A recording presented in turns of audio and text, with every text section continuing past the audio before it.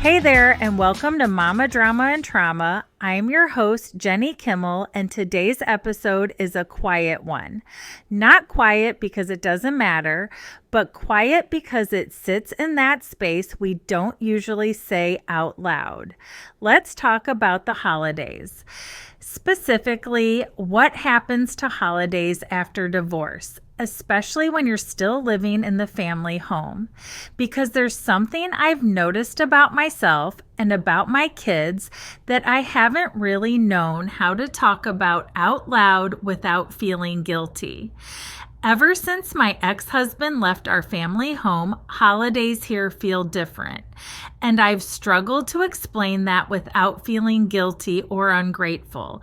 Because on paper, everything is fine. The kids are here, we're safe, we still celebrate. But emotionally, something shifted. And I don't mean different in a dramatic or obvious way. I mean different in a quiet, internal, hard to explain way. We still celebrate holidays. But inside, something shifted. And I think a lot of people experience this after divorce, especially when you stay in the family home, but don't always have language for it. So today, I want to talk about what happens when holidays don't feel the way they used to.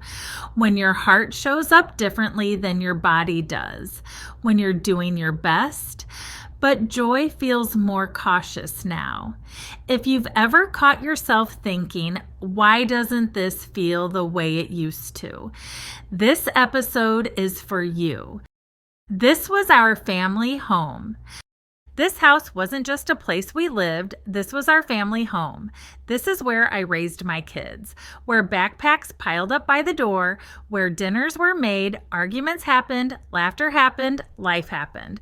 We lived here for 8 years, and those weren't just any 8 years. They were the years where we were a family of 5. The years where traditions were built.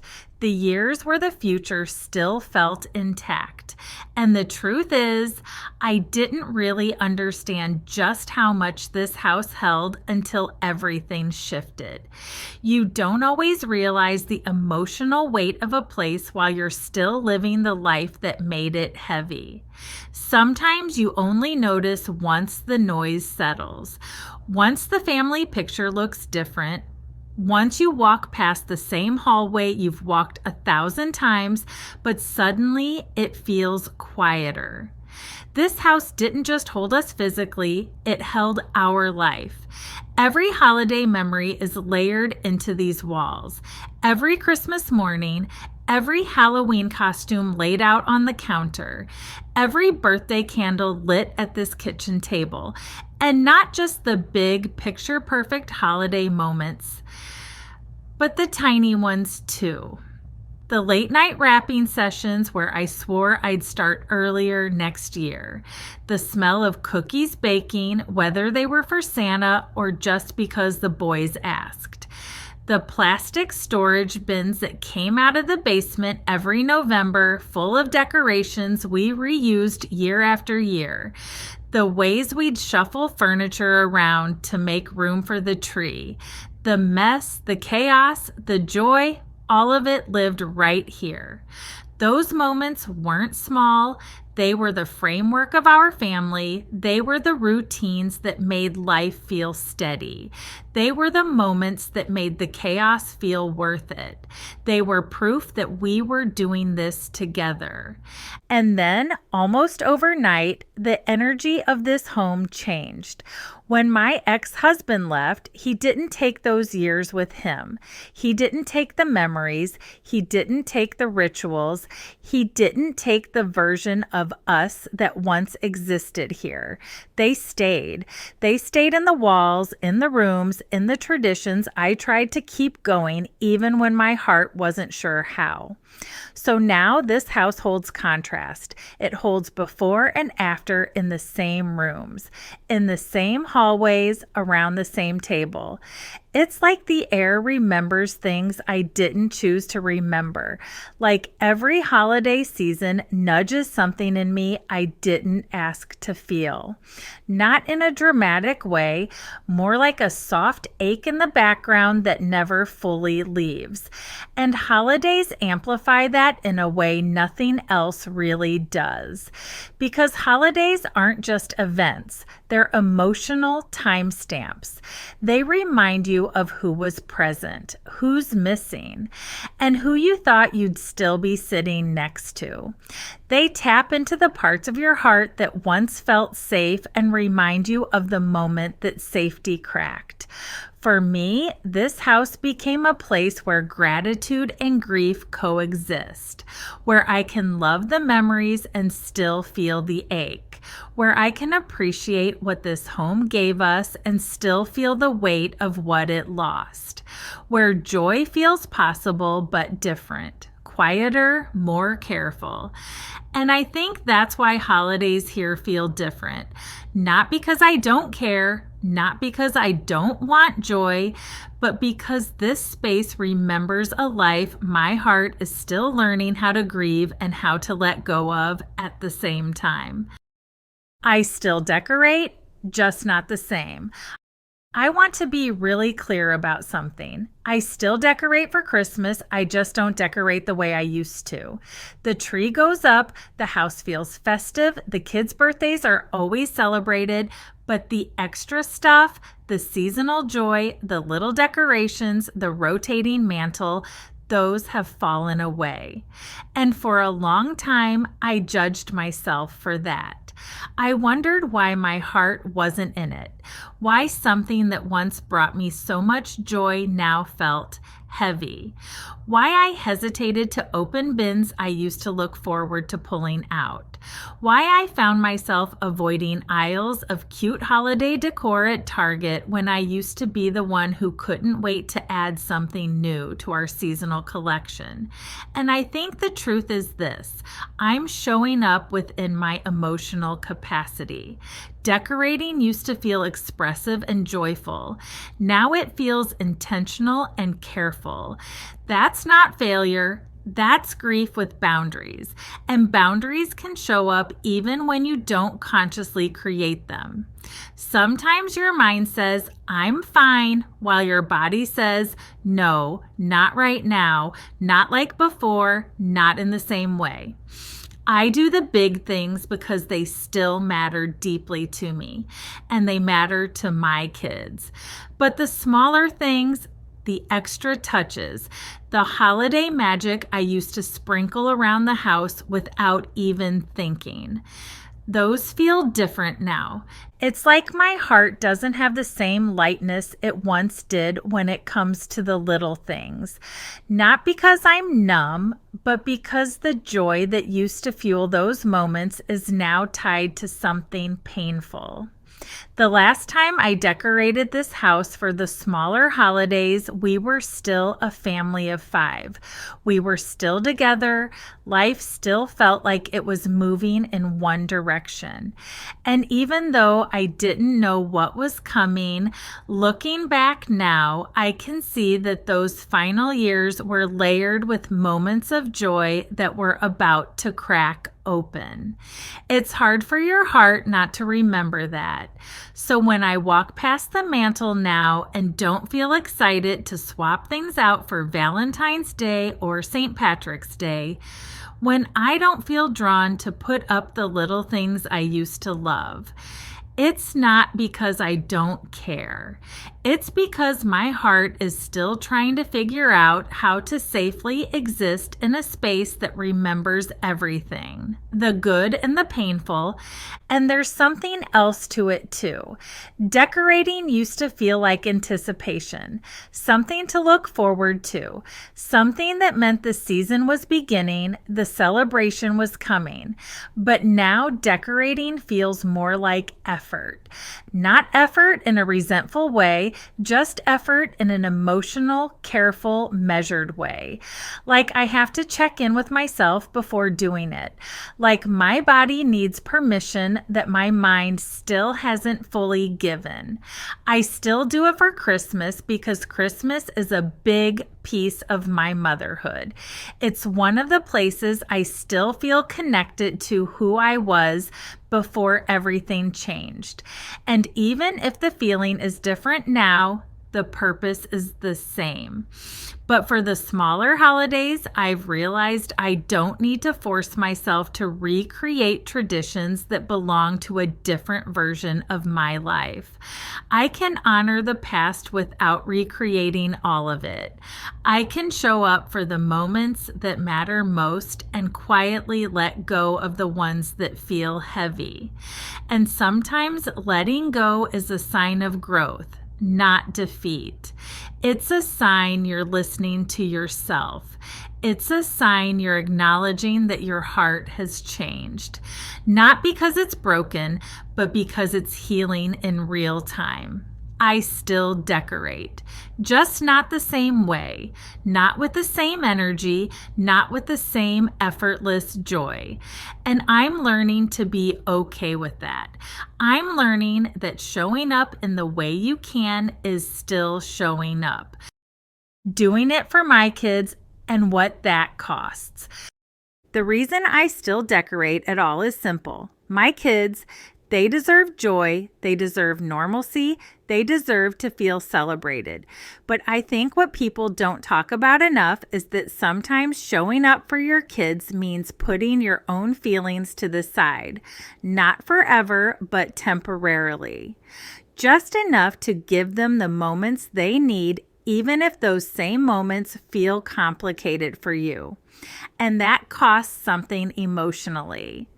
There's a part of motherhood that no one prepares you for, the part where you're grieving something deeply personal, but your children still need you to create experiences that look familiar. Where you're hurting, but the world doesn't pause. Where you're healing, but the holidays still come around right on schedule. So yes, I still decorate for them. I still try to keep the pieces of our life that were good and stable. I still try to give them the traditions they grew up with, even if those traditions feel different in my body now, because their childhood doesn't stop just because mine as a wife ended. But there's another truth here too. A quieter one I didn't really understand until recently. Sometimes showing up for your kids doesn't look like perfection. Sometimes it doesn't look like doing everything the way you used to. Sometimes it looks like doing what you can, not what you used to be able to do. And it also means accepting that your kids feel the shift too.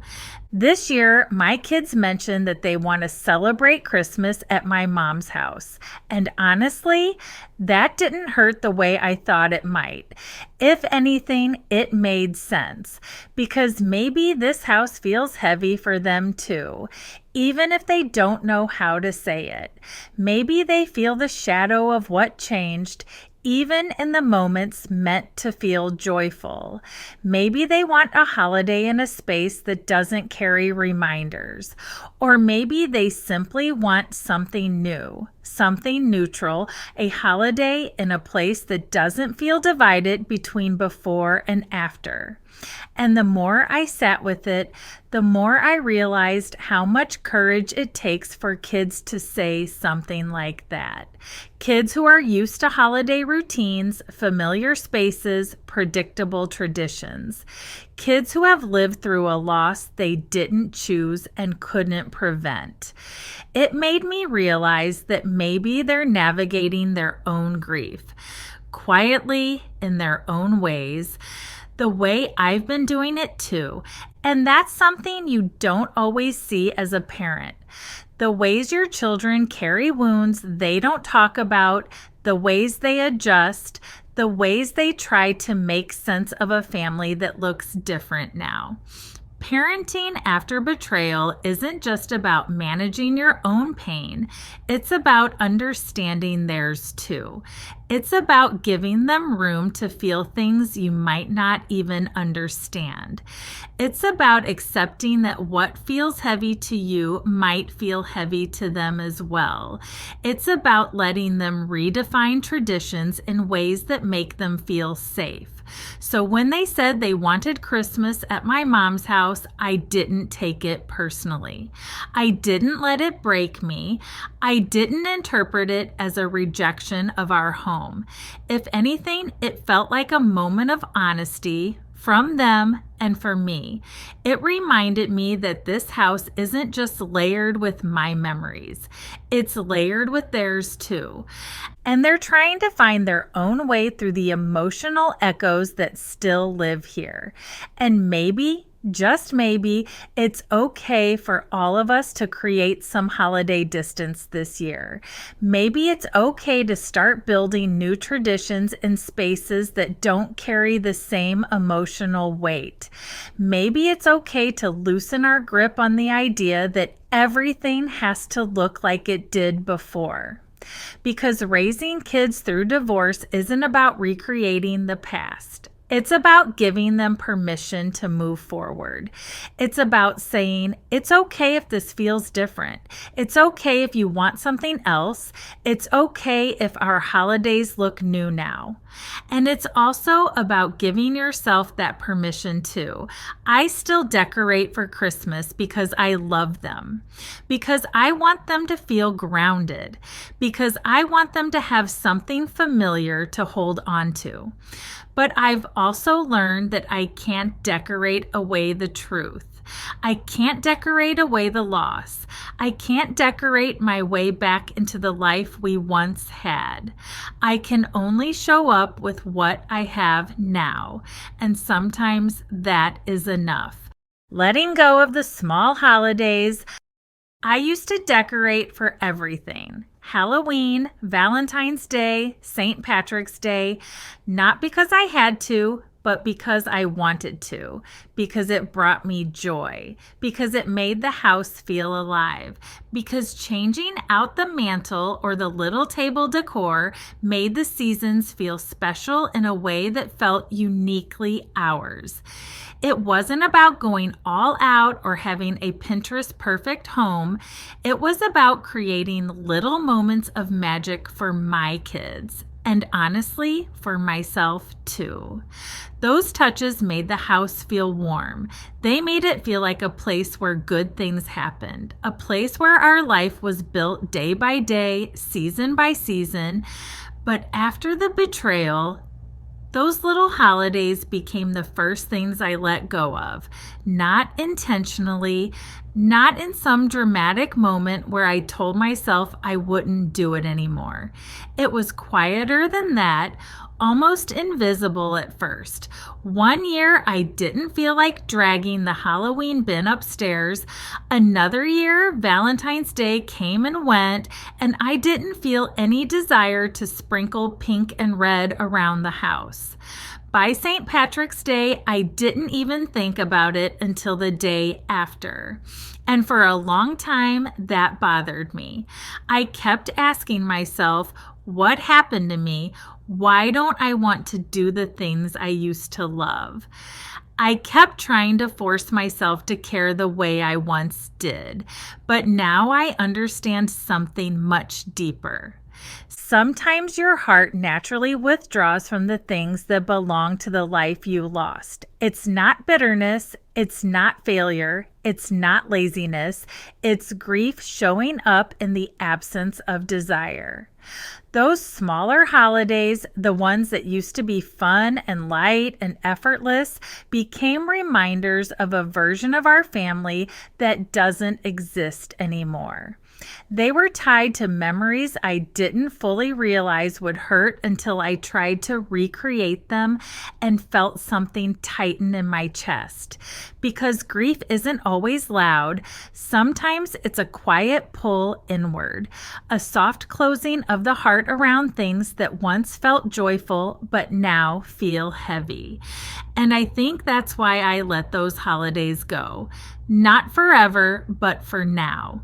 Because forcing joy isn't the same as feeling it. Because I deserve to create traditions that reflect the life I'm living now, not the one I'm grieving. And honestly, there was something relieving about stepping back, something freeing about saying, I don't have it in me this year. I don't need to force this. It's okay that this feels different. There's a strange kind of peace that comes when you stop pressuring yourself to keep up with a version of you that no longer exists. Decorating used to be automatic, effortless, a natural extension of the joy I felt in creating a home for my family. Now I allow myself to pause, to ask, does this still feel good? Is this something I want to bring back into my life? Or is this something that belonged to the old version of us? And the more I honor those questions, the more I realize that letting go of the small holidays doesn't make me less of a mom. It doesn't make me less festive. It doesn't make me less joyful or less caring. It makes me human. It makes me someone who has gone through something and is still tender in certain places. And releasing those decorations, those little rituals, is part of how I'm rebuilding myself. Letting go doesn't mean I won't ever do them again. It just means I'm not forcing myself to recreate a version of joy that my heart isn't ready for. It means I'm choosing honesty over performance. And someday, maybe in a new home or a new chapter of life, maybe those small holidays will feel light and fun again. But for now, I honor the truth of my heart. I let the small holidays be small. I let myself be exactly where I am. And that is enough. The hope of a different space. I don't know when I'll move from this house. I don't have a date or a plan or a timeline. It's not something I'm rushing, and it's not something I'm avoiding. It's just something I know is coming someday, naturally in its own time. But I do know this. When I imagine a different space, I imagine joy coming back in a different way. Not because I want to erase everything that happened here, not because I'm running from my past, not because this home is ruined or broken or tainted, but because a new home might carry this version of me, not the old one. And that is something I've earned. This house holds a decade of memories, beautiful, painful, messy, real. It holds the version of me who believed our family would look one way forever. It holds the traditions I once carried naturally before I ever knew what betrayal felt like. It holds the woman I was before I had to rebuild myself from the inside out. And even though I've grown, healed, and evolved inside these walls, there are parts of me, deep parts, that whisper, you deserve a space that reflects who you are now. A space that doesn't hold the emotional echoes of conversations that broke me. A space where the holidays don't feel like they're competing with ghosts. A space where joy doesn't have to share a room with grief. A space where my next chapter has room to breathe. And it's not that I'm unhappy here. It's not that I don't appreciate this home or the stability it's given my boys and me. There's gratitude woven into every corner of this place, even the painful ones. But I also know that healing has stages. And sometimes the deepest stage comes when your environment finally shifts. Because a new space doesn't carry the old rhythm. A new space doesn't have memories tucked into the baseboards. A new space doesn't remind you of who walked out, who stayed, or who you had to become to survive. A new space says, let's build something from who you are now, not who you were. And when I picture that, I feel lighter. When I picture decorating in a new home someday, I don't feel the same heaviness. I see myself choosing things that reflect my taste, my joy, my energy, not what I used to pick because it matched a life I was clinging to. I imagine holidays that feel fresh, not forced, not compared, not shadowed by what used to be. And that gives me hope, not the dramatic, shouting from the mountain kind of hope, but the quiet kind, the steady kind, the kind that feels like a deep breath after holding one for too long. I imagine a holiday season where I decorate because it feels good again, not because I feel obligated, where the tiny traditions might come back, not because I'm trying to restore the past, but because I've created a new life where they belong again. And maybe that's the point of healing, not to go back, not to rebuild what broke, but to build again, differently, honestly, intentionally, to create a life that matches who you've become, not who you used to be. And someday, when I unpack those holiday bins in a new home, I think I'll feel something I haven't felt in a long time. A sense of possibility, a sense of peace, a sense of joy that doesn't hurt to touch. Because for the first time, the space around me will match the woman inside me. And that feels like a holiday worth looking forward to. Thank you for spending this time with me today. This wasn't an easy episode to record, but it was one I felt in my heart, one I knew so many of you would understand even if your story looks different from mine. Holidays after divorce, they hold a different kind of weight, a different kind of quiet, a different kind of truth. And if this episode made you feel seen or understood or a little less alone inside whatever holiday season you're walking through, I hope you let that softness settle in, because none of this is about getting it perfect. None of this is about recreating the past. It's about learning who you are now and giving yourself permission to honor that, even in seasons that once looked different. And before I go, I want to ask something simple. If this episode resonated with you, if it comforted you, if it made you breathe a little deeper or feel a little less broken, will you please share it with someone who might be struggling this time of year? A friend, a sister, a coworker, another mom walking through her own version of healing, just one person. Because you never know who needs to hear that it's okay for holidays to feel different. And that feeling different doesn't mean you're failing. And if you haven't already, make sure you follow the show so you don't miss the episodes coming in the new year. There's so much more to talk about, so much more to heal from, and so much more to rebuild together. Before I officially close this out, I want to say something from my heart. I celebrate Christmas. It's what I grew up with. It's what feels like home to me. And I want to wish you and your family a very Merry Christmas. And truly, whatever you celebrate, or if you don't celebrate at all, you are welcome here. There's no judgment, no rules, no expectations, just warmth. Just love, just the hope that this season meets you gently. Merry Christmas, happy holidays. Enjoy every minute you can with the people you love the most in whatever way makes sense for your life right now. As always, you are strong, you are worthy, and your story matters. Until next time, take care of you.